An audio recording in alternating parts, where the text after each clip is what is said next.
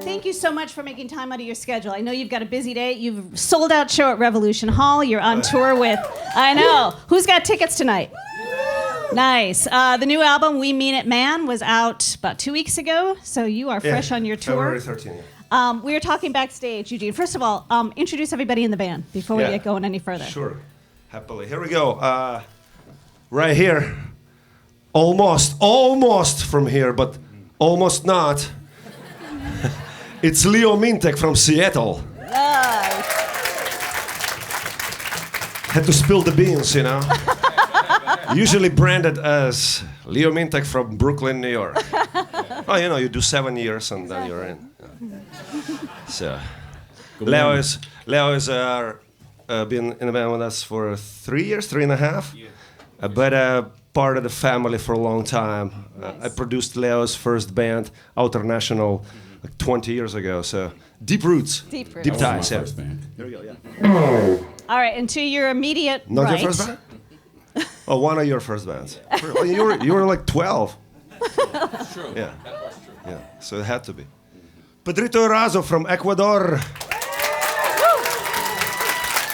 Yeah, Ecuador, Quito, but probably from Eugene, Oregon too. Yeah. No, sorry. No, he's from Ecuador.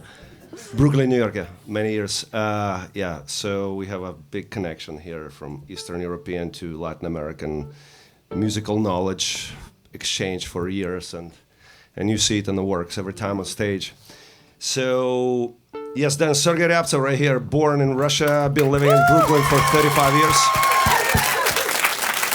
Now, been living in Ukraine and the United States for 35 years almost, right? Yeah, since 1993, for 32 years. You know, this brother is a rare kind of fugitive from an orchestra pit into the mosh pit. I don't know anybody like that, you know. I don't think there's anyone really that made that trajectory. So keep that mosh pit going, and he will be right with you. Yeah, Corey Kingston, right here.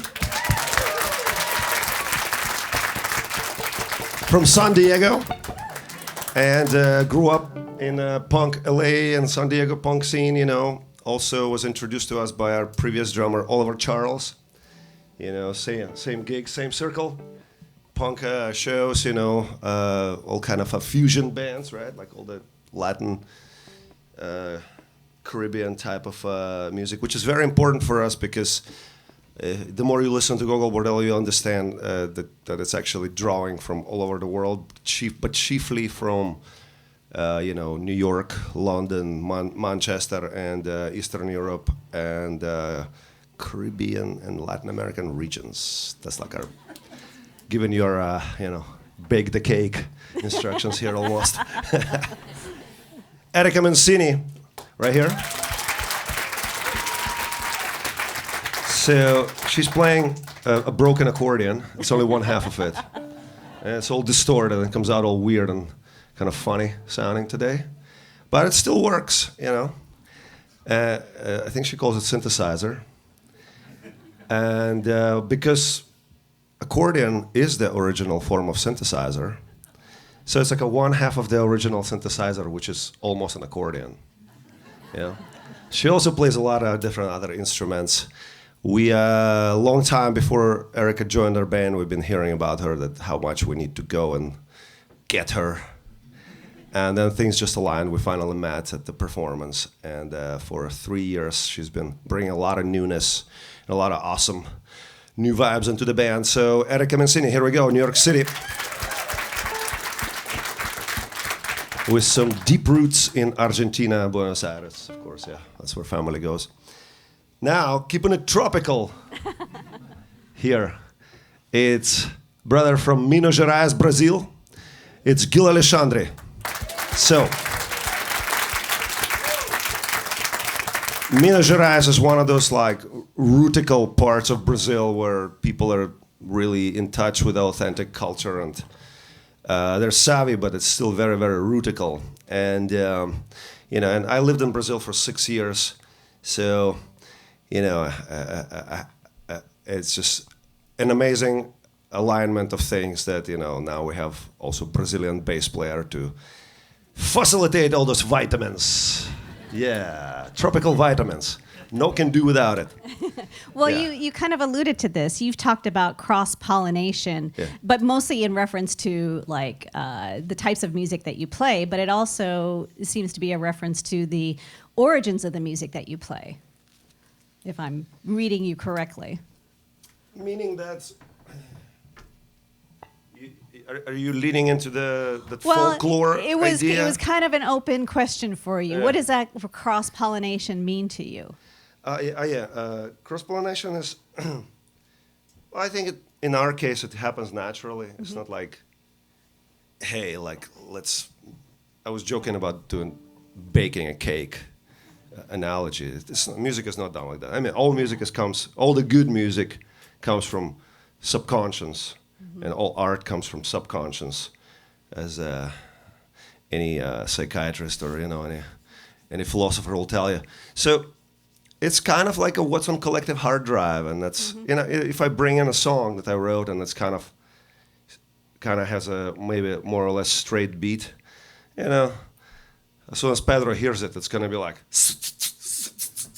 it'll be like people hear things differently, like drastically differently. Yeah. So somebody's straight beat, somebody puts this syncopated beat, and then another type of line appears where it kind of takes on symphonic magic only really via like the subconscious. It's not so premeditated, So it's a kind of an unmeditated process, Well, that kind of leads me to my next question, because I saw this interview that you did, and a quote really kind of stuck with me. You said, "To create what I lack seems to be my main drive, basically making that which seems to be missing from the world around me."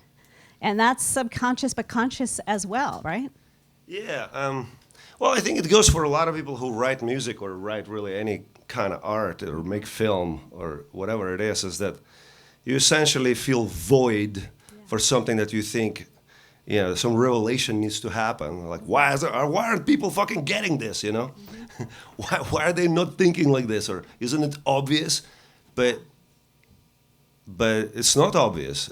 Those are like deep personal insights that artists go and pull out of their, guttural guidance and then present everybody with it. And sometimes there can be really on the money, like in a socio-political sense, and ahead of everyone.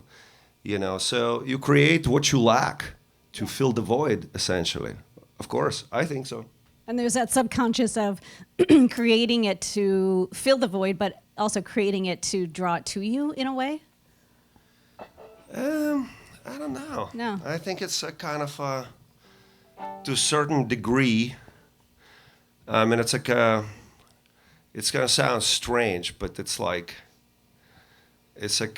an artist does community service in a certain sense, But he's also doing it, or she's doing it, also partly because of that there's a bit of narcissism involved, That's why I'm saying it's kind of funny, because it's like they're inseparable. Yeah. You're doing it out of your own drive, but that ends up serving community, and then I think any artist knows this mechanism. Yeah.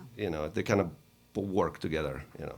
Well, I want to talk about the album a little bit. One of the songs in particular, my favorite song, "Life is Possible Again," it feels like it's got this real resilience to me, like this powerful resilience that you're drawing from. Is that kind of what you were feeling when you were writing it? This song comes from a very kind of a real place. Yeah. From my childhood, actually, where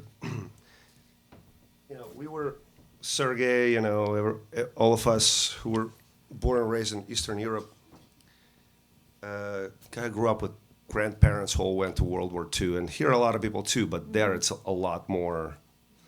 There's a lot more people went to World War II, so bullet wounds everywhere. So a lot of times it'd be like, as a child, I would ask my grandmother, "So wait.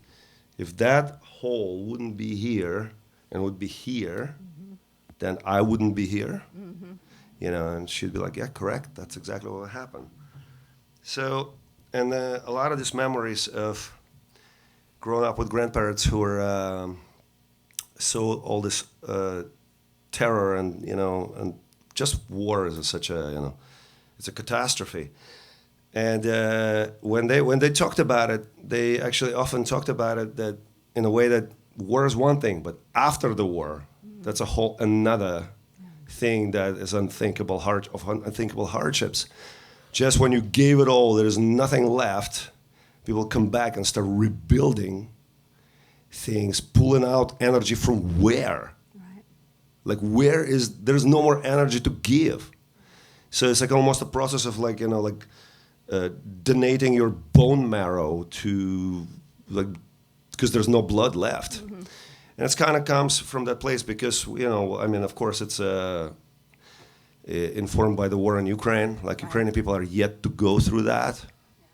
And, you know, and everybody else who feels like they're at the end of their rope.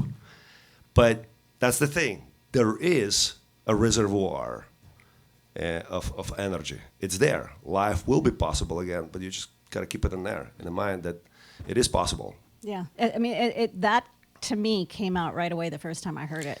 Yeah. And that's why the word that came to me was resilience. So it was really powerful. It's a beautiful song. Thank you. One other question for you, and then I'll let you get back to your songs. You've been here in Portland a few times. Do you have any good Portland stories? Yes, a lot. I mean, we've been coming here from 2002, I think, since our first tour. Like, we used to pull up and beat up van over here, and, you know, we played in Dante's. So, numerously with our friends from Seattle, with Culture Shock, another band that we were kind of rolling with for a while.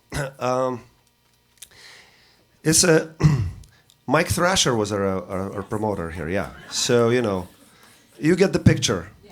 You know, it's been going for a long time. There's a lot of history here for us in Portland, and a lot of friends. The guest list is maxed out way in advance. It's it's mayhem and chaos, but it's an enjoyable kind of chaos here for us, yeah. Good. Well, we're so happy you made time for us. I will step away. You guys can take it over. And again, thank you. We've got Gogol Bordello, everybody.